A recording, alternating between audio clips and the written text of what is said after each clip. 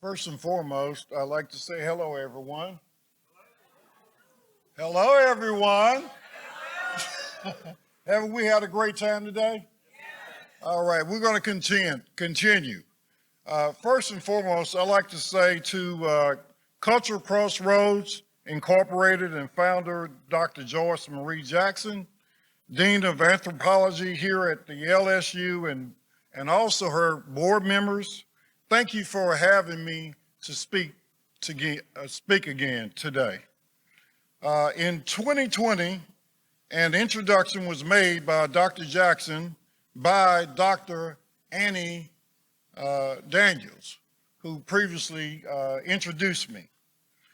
Dr. Jackson, who is absolutely an incredible, passionate, persistent, and about Crossroads Incorporated, wouldn't allow the pandemic to win her quest in bringing me here last year. It was an outstanding conference. When I received the call from her this year, I didn't hesitate to say yes. Today, I want to speak on knowledge that I have personally experienced in becoming a full-time professional artist who has also spent time and effort working hard, spending a lot of effort, also doing the things that were needed in order to be successful. I will be speaking and directing my speech to hobbyists, beginners, emerging artists such as you, and also genres that may be starting out and looking for inspiration and hope, and those who are emerging for a long, very long time. Professional artists who are still grinding and need continuous learning and guidance. Dr. Jackson also expressed her concerns about local and state artists who are very creative and talented and committed to the creative talent within the state and local. Through all those things that I have been through, especially the challenges, the struggles, and overcoming obstacles, and the grind, and in order to succeed in this industry. For my theme today is wisdom. And I like to start out with the definition, which I think is truly important. I think I'm doing this correctly. She said point. I think it's important that we start out with entrepreneur. Exactly what does that mean? Artspreneur, I'm going to start out with artspreneur. Artspreneur is an artist and an entrepreneur, an artist who sidesteps and the traditional path to success as an artist independently sells their art. Entrepreneur, a person who organizes and operates a business and businesses, taking a greater step than normal financial risk in order to do so. I'd like to elaborate on those two. My background is in sales. I was actually in automobile sales for over 16 to 18 years. With having a background of fine arts and business management, it allowed me to overcome and be successful in what it is that I do today. In sales, I had to learn discipline. I had to learn time management. I also had to learn consistency. I had to learn what no meant. And in order for me to continue to grow, I had to set goals and aspirations. What does that mean? That means for me, when I became a full-time professional artist, is that I had to integrate all of those things. I became an artspreneur. In doing so, I've had success. Now I'd like to show you, I guess, let me go back. How do you go back here? I'd like to show you beginning of my career. I started out, this painting was actually created in 1997. When I was in the automobile industry, I was at a luxury line dealership. I worked from 7 to 7, 6 days a week, but I continued to paint behind the scenes. One of the reasons I'm sharing this with you is because actually it took me 6 to 7 months to paint this piece. I'm sharing this information to you, to beginners and those who are emerging and professional artists, only because, you know, at that time, I had hopes and dreams, and my dreams were to become an artist someday.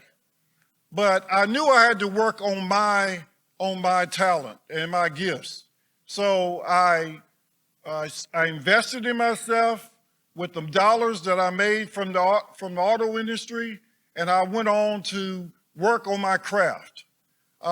In doing so, I painted things around me, which is Louisiana Life. This painting actually was just previously placed in the permanent collection of the Charles Wright History Museum in Detroit, Michigan. Art and Antiques came into my life. I would have to say that magazine was the catalyst of my career.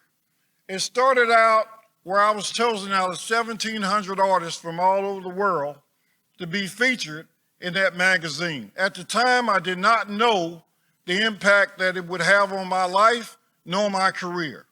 It allowed General Motors Corporation to come into my life and then took on another leg, which propelled my career tremendously throughout the United States and out of the country. I have to say that with those relationships, and I recall the gentleman before me speaking about relationships, long-term relationships, that magazine was published in 2000. I would have to say 35% of the people I came in contact with through General Motors Corporation and some of the folks within the magazine who then became collectors of mine are still in my database and communicate with me on a pretty regular basis. Those who are still living and alive and who became my collectors. It's very important, everyone of you, to understand how important a database is. It can be your best friend and your lifesaver in terms of your business. Stay focused, always contact your people, not necessarily about paintings. Don't always call your collectors about your work or what it is that you're doing. Just call to say hello, just to say, and matter of fact, I would have to share this information with you. I now have some of the people that I've sold paintings to over the years, they've now become like my family. Actually, they are part of my family. And they have become, I now know their children. I've known their children, some of them, but I now know their grandchildren. And guess what? Some of those grandkids, some of those children are now collectors of my work. And I have now placed myself in a position where my work has been cataloged, but also documented. And what that has caused for me to do is get my work appraised. And that's something that we're going to talk about later on in some of the bullet points that I have and how important that is.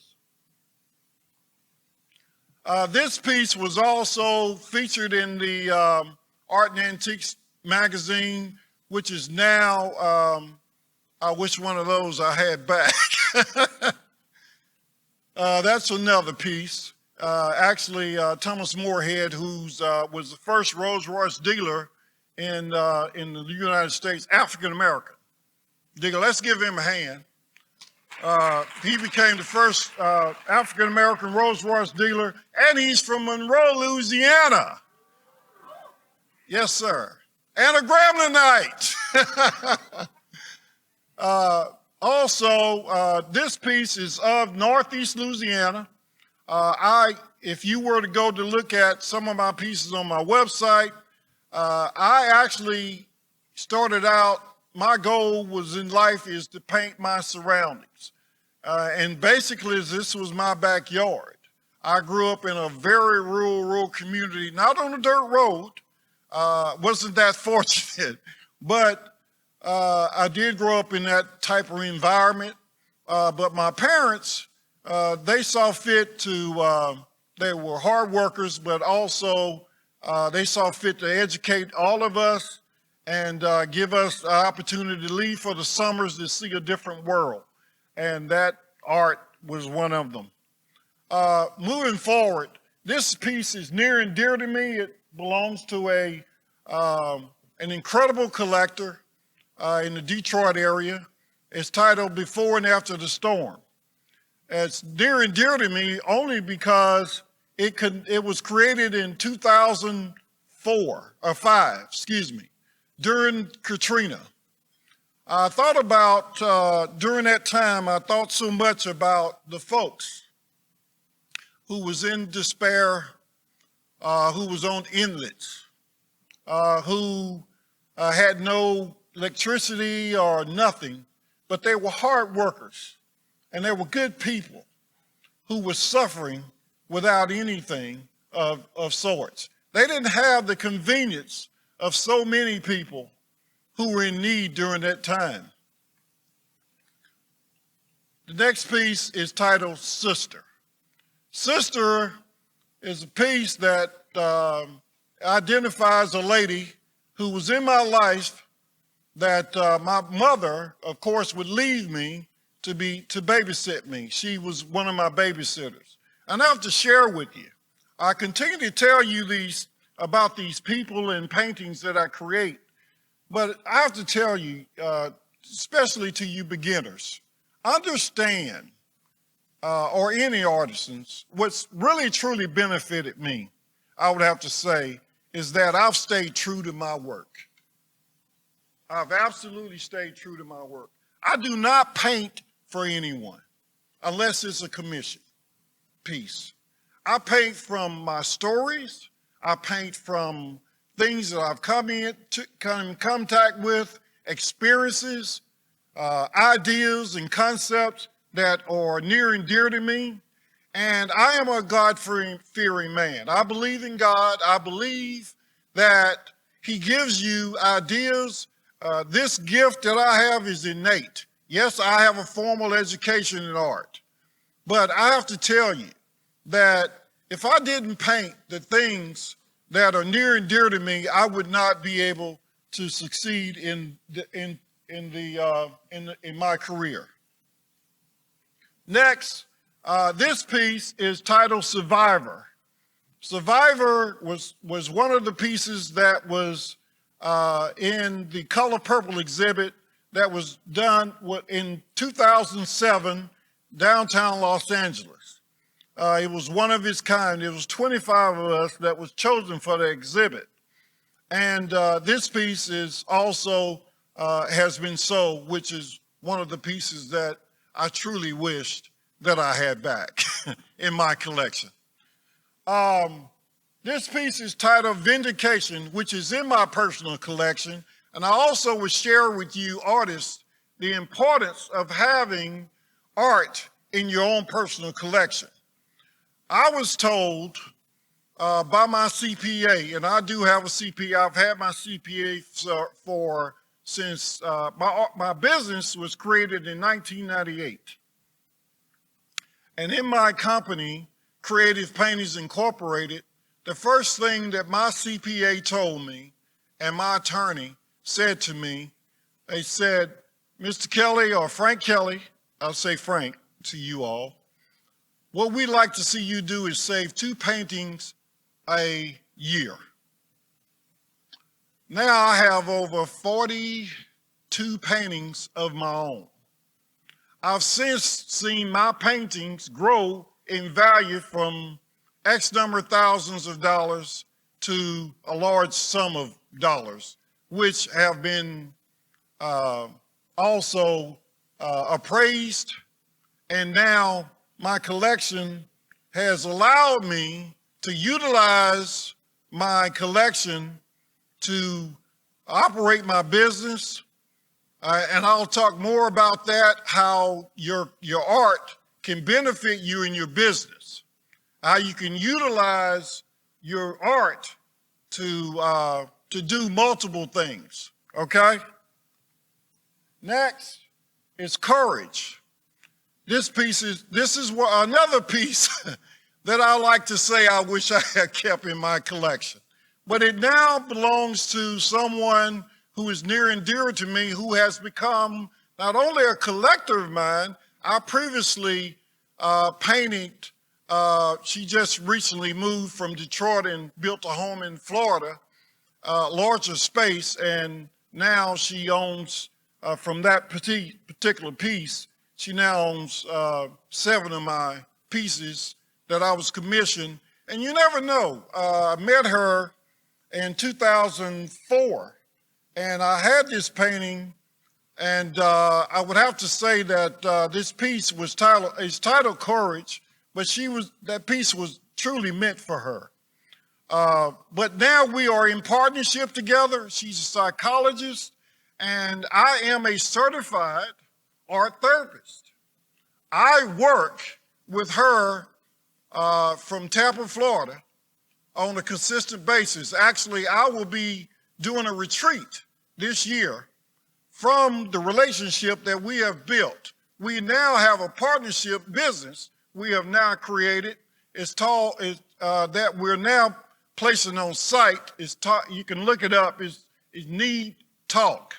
Her name is Dr.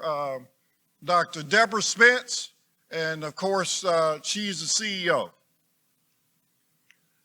Purple Passion. In 2017, a situation occurred and happened to my life, an illness, which caused me, prior to that, I did not paint color. You will notice, surely you can see that there is a tremendous difference in some of my pieces. I actually paint 3 genres, and which is very unusual for artists. I started out with landscapes, abstracts, and figuratives, abstract, landscapes, and figuratives, and then transition to colorful abstracts. And this is with texture, and also there's a lot of thick and no additives within my work. Same goes here, one step at a time. I'm going to move on. This is the blues within me. I recently did a portrait of this gentleman. He was one of the chairman of the board at Stillman College, which I have done the portrait of the first African-American female. Of course, she's the only female that's ever been at Stillman College. I did her portrait, which led me to do Mr. Driver's portrait, who is also very supportive financially in that institution. And he recently purchased this piece for one of his homes in California. I would like to now talk about Artpreneur in terms of, these are some bullet points I thought would be important. Today, let's speak on business plan. And please write these things down. If not, write them down, place them in your cell phone. They're very important.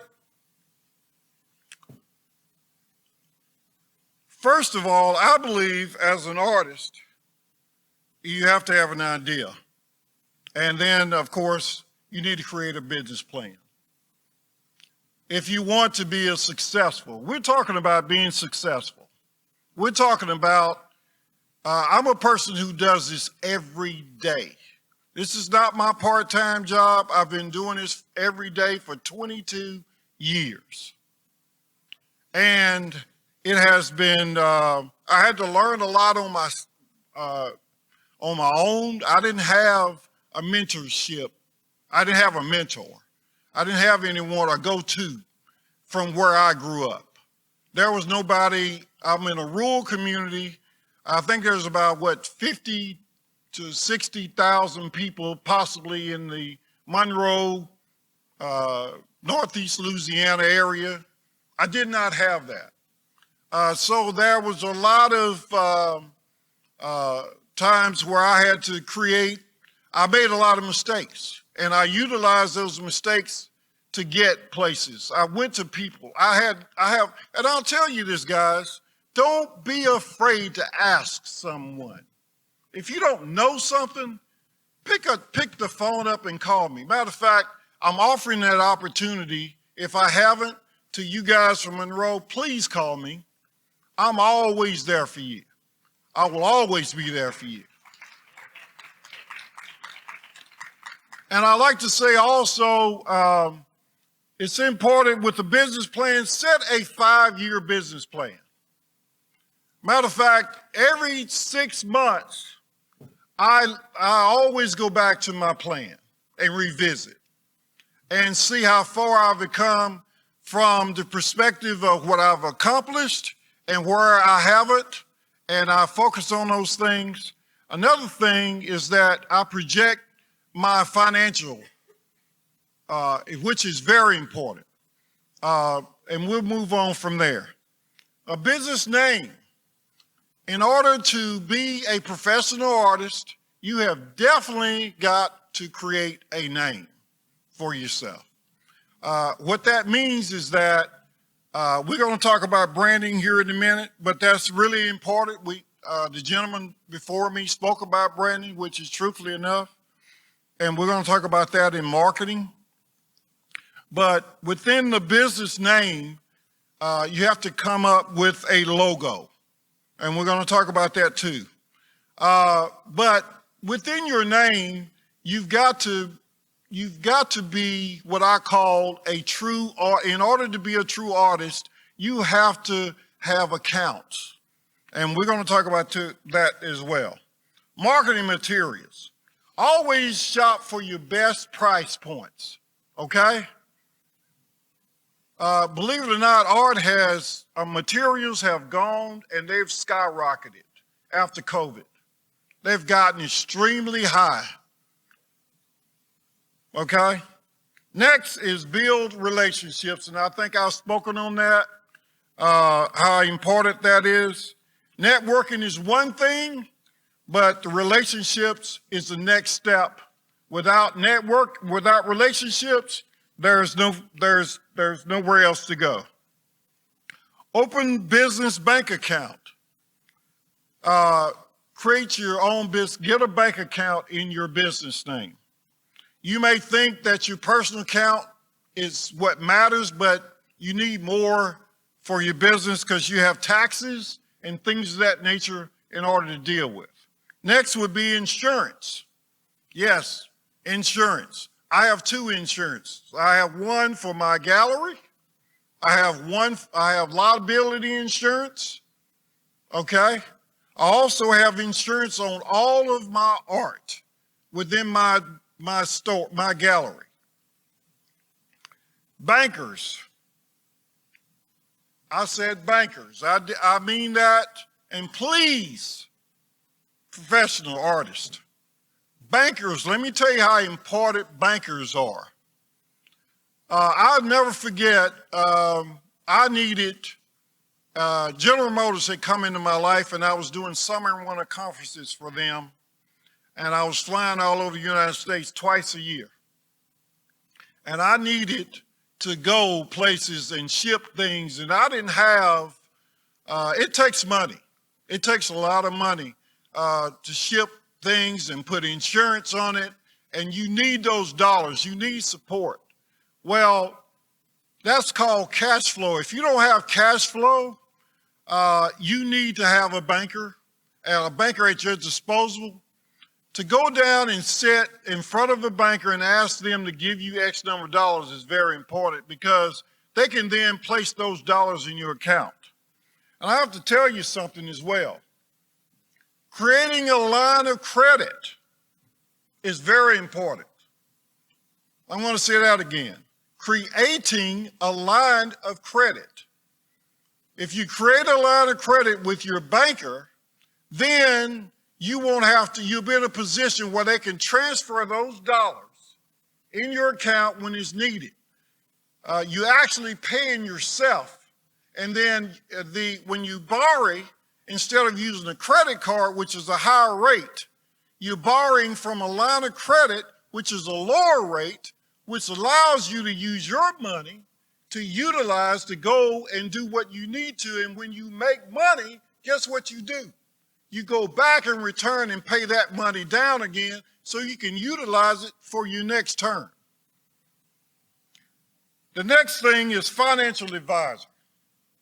Those who are in this for a professional, you need a financial advisor. You need someone you can go to and talk to about your career. And also look at someday you're going to look at retiring. So you need retirement accounts. Believe it or not, you are self-employed when you are a full-time professional artist. So therefore, someday you're going to get older and you're going to look at retirement. The next thing is be fearless. Do not give up. The doors are going to slam. A lot of times you may say, well, this is not designed for me. No. Sometimes it may feel that way. A lot of things were designed for reasons. And but your season is coming. So I want you to know that if you hold your head up and stay focused and work hard and stay consistent, that it can happen for you. And build those relationships. Take care of your clients. I got to say that again. Take care of your clients. That means if someone purchases a painting from you, call them, touch base, send them cards, visit them, invest in, matter of fact, take some of your investments. If they have a organization that they are connected to, spend some of your dollars with them. The folks that you do business with will support you. The next one is continuous. The next one was work ethic. I spoke on that. Mentorship. If you can find someone as soon as possible, reach out to a mentor. The next one would be continuous learning, which is truly important. Helping others. Involvement in the art community. Connect with someone in the art community. Give back. I have youth programs. I just visited Bastrop High School for Black History Month. I said to myself, I'm going to give back for that month. Occasionally, I also bring people in and do free internships. I give back. You have to give back. You have to give back. Next would be know your value and do not overprice yourself and know your marketplace. There's no point in going somewhere, selling something, and that's not your market. You're spinning your wheels. Be careful. If you're a fine art, you have to make a decision too. You have to make a decision. Are you going to be a fine art painter, or are you going to do arts and crafts? You can't do both. And I'm going to tell you what happened to me. I'll never forget this.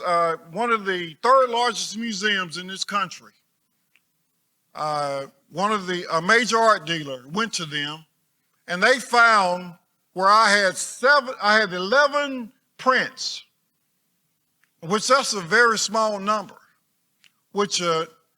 and I wasn't able to be placed in that particular museum for that reason. And that happened to me. And I know it's tough. It gets tough out here sometimes. It gets real tough when especially when you're marketing yourself And there's a difference between prints. There's a difference between prints and posters. Okay, let's make that clear. Because, and then I have to also speak on prints as well as limited edition prints, lithographs, you know, the different types, serigraphs and all of those, which can truly be beneficial in the long run, but they have to be very limited and small numbered. Still, you have to be careful that you don't mass produce yourself in order to have a long-term career.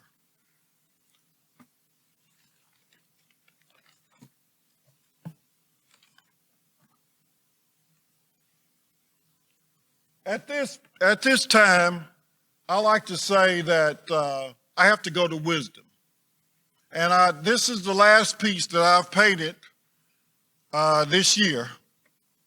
Actually, finished the painting not too very long ago. And it's different from some of the work I've done previously. But I paint spiritually and motivational, I would have to say. This painting is based on what has just recently occurred in my life. I just recently lost my father, who's my best friend. And I incorporated wisdom in the piece. And those words of wisdom, I would have to speak. And it says, listen to the words of the wisdom. And listening to the words of the wisdom, and hopefully I have spoken today that some wisdom that will help you. If you have any questions or comments, I'm welcome to respond.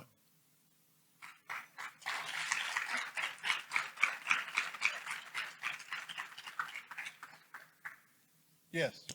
Now we'll take a short break for questions and comments. 1 second, and we will come to you with the mic.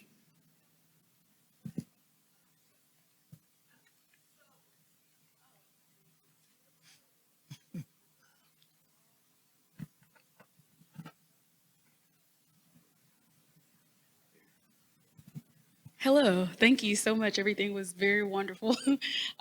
So I do have a question. So you spoke about building your own personal collection of your work. How do you decide? Because it's hard, you know, when we make things, it's our babies. We want to keep everything, right? But how do you decide which ones you want to keep and which ones you're willing to depart from? Well, that's a true personal question. No, not true. Well, basically, I decide for me, and like I said, it is a personal decision, but it also can be a financial decision as well, okay? So if that's a piece that you get a lot of, for instance, that piece will never be sold, okay? And now, there may be prints made of it. When I say prints, there may be reproductions, but they're going to be embellished. And when I say embellishment, and in terms of my embellishment is different than most. I paint 88% of my paintings over when I reproduce my work.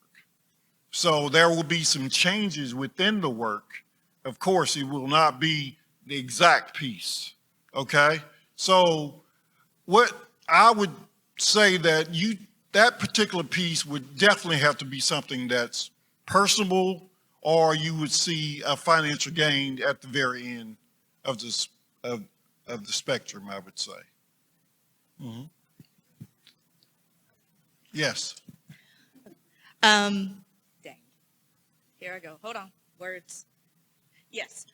How did you initially curate your first round of collectors? Okay. Well, first and foremost, is during my journey, people who started out purchasing my work along the way, basically a lot of times things just come about. And I pretty much a lot of my collectors weren't really primarily collectors in the beginning. I've spent over the years cultivating relationships and building those, and people buy from whom they like. Remember that. If they don't like you, 9 chances out of 10, they're not going to spend the time and they're not going to want that in their existence or in their space. But if they truly like you, they then spend more time being more involved in what it is that you're doing and your creativity. So then they become a part of you, right? And with those relationships, you cultivate relationships. Not only that, long-term relationships, and then therefore they start to invest in you. And then they become patrons of you. And then they become the full collector. And then when you start to show them a return on their investment, that is more than you could ever be rewarded I'm concerned, for me, that has been truly rewarding. To be alive and to see my work be appraised and someone take it to an insurance company and sign off on it.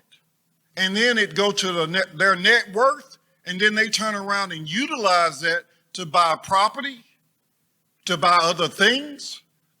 To see that while I'm living has been a true gift for me. And so not only for me, I'm saying this to you all, I want that for all of you. But I had to sacrifice. There was a lot of sacrifice. There were times when I couldn't go on a trip or a vacation. Folks, this hasn't been easy for me as I stand before you.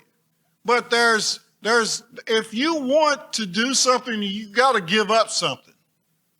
You got to give up something. So what I did, what I was able to do is, instead of me, buying that car that I may have made X number of thousands of dollars and it was sitting there in my account, and I may have just, and instead of spending it, I reinvested it back into myself and into my career. And I hope I answered your question. Yes. So, what advice would you have on determining how or when to retire as an artist, and how that retirement looks in terms of creating artwork for yourself beyond like being as a business? Well, first and foremost, you start now creating for yourself. Like I said, those 35, 40 paintings that I have, they're there. They're not going anywhere. Okay? That's a form of retirement. And then you start now taking X number of dollars of what you make and putting it away. Okay? And that's when I mentioned to you about a financial planner. Because 9 times out of 10, what's convenient for you, if you put in your bank account, you're going to, but if you have a financial person that's involved with you, they're going to ask you, you sure about wanting, take X number of dollars from you. But it's just something that you want to do now. In terms of retiring, I don't look at retirement as being something that I really, really want to think about, because I want to do this as long as I can, if I'm even in a wheelchair or in my bed. Because we've known the artists to never retire until their deathbed. Who was it? Wasn't Picasso, it was was it Picasso? Dali, maybe. But Matisse, right. Matisse, that painted for years and years. Any other question? I have a question. You spoke about, I'm right here. Okay. You spoke about fine art printing, and it sounds as if the goal would be for the artist to either reach the museum or to the collector's home. And I know that the art institution sometimes frowns upon giclée, what's called Giclée or digital printing. But some artists have been able to be successful. So can you talk about how the Academy sees Giclée printing? Would that artist be considered a commercial artist? And just what are your thoughts around fine art? I printing think versus- that or fine art depends. That versus depends Giclée? exactly on the museums or galleries or whatever the case may be that you're working with. There are several art. Matter of fact, some folks frown on photography as not being fine art, but there are fine art clubs and there are fine art pieces that are worth God knows how much. It depends on in terms of who you're working with and what you're doing. You don't be offended in any kind or any way. Don't let anyone stop you from a no from that perspective. Yes, right here. Yes, ma'am. Yes, you mentioned that you insure your work. Yes. What company do you use to insure the art? I've had a lot of trouble finding someone who's willing to insure artwork. What I like to do is get with you afterwards and I can share that information with you. Right offhand, I don't have that with me alone, but I'll be glad to share that information with you.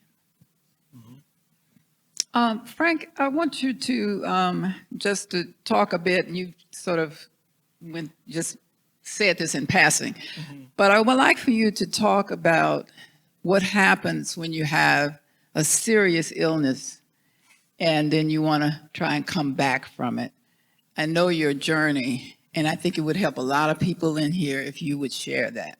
I know it's kind of difficult, but if you would share that with us, we appreciate it.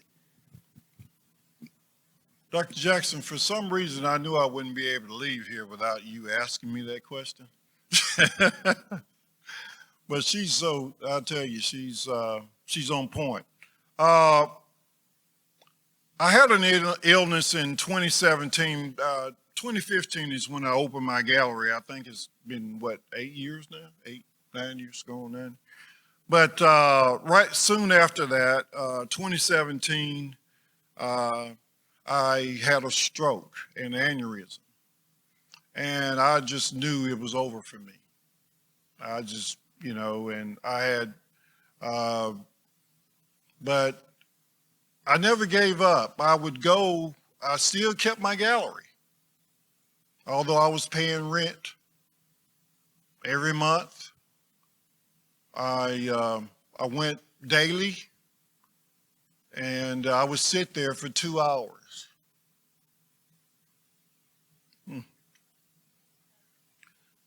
I would sit there 2 hours wondering if I was going to be able to ever paint again. I could not move. I had the shakes. And I would look around in my gallery and I would see all those paintings on the wall. And in doing so, excuse me, in doing so, after seeing all those paintings on the wall, it inspired me because that was part of my journey. And I knew if I stayed with my, journey, that it would take me, it would not leave me, because it's always been my safe place. Because God gave me this gift, and he said he'd never take it. And lo and behold, I went to my neurologist, and he said to me, and also I had a psychologist at the time, and she encouraged me. Frank, just try to scribble, just try to paint. In doing so, thank you so much. In doing so, it was one step at a time. I would just apply paint here and there, and lo and behold, things just started to change for me. I remember when I couldn't even walk. I remember I could walk to the door and I had to turn around because I didn't know why I was there. It was when I did start walking. But just knowing that I was able to start creating works, and from that it started developing. I just never gave up. And I'm going to tell you guys, it's going to be times when you get in your life or even in your career, you got the naysayers, you got everybody telling you this or that, or you seeing where you may not be able to survive it. And yes, I feel that I've gained some success, but there's so much work for me to do. There's so much more work for me to do. And I have to tell you that in creating all these pieces from my abstracts, when I started creating works emotionally and spiritually, and my painting started to evolve, because I could not paint color. I could not paint color, but that color started flowing like I had never seen before. And some of my works that I've created through abstracts have been the most powerful pieces that I've ever done in my entire life. And I'm so grateful for it. And thank you.